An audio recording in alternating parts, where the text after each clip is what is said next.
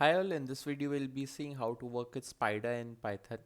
Basically, Spyder is used when you're working with data sets, data frame, pandas, or any machine learning models.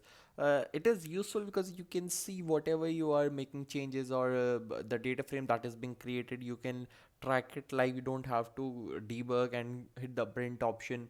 Just everything comes in the variable explorer itself. Before starting with the data frames itself, in your Python environment, you must install Spyder kernel. I'll show you what I'm saying about. Let's go to our Python environment, and you can see that once you have installed, just close it this kernel, and a new kernel will pop up, and it will read your environment. Okay, import pandas, and I'll say data frame equal to pd dot read underscore csv.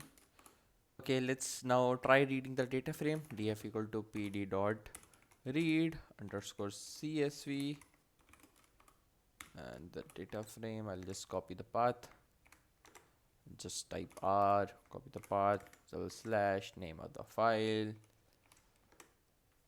paste it, read it.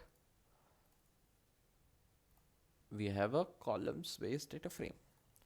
Now the Spyder only shows you the variables outside the main function, that whatever you have written globally, it will show you the variables.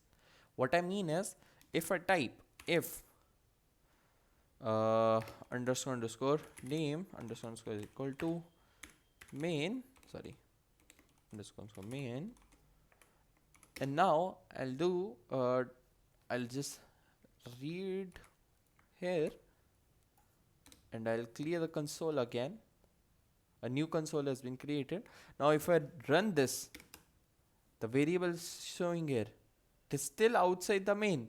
Just remember, but if I create a function, let's say do process, and if I read it here, I'll cut it out, paste it here, and I call the do process. I'll just quit it again, type do process properly, and if I call it again, see, there's no variable here. So everything that has been written globally, it will show here, but whatever it is written in the function, it will not show. That's why we do debugging, because at every step of the process we can see any variable at any point, it will show here, and we can track it all out.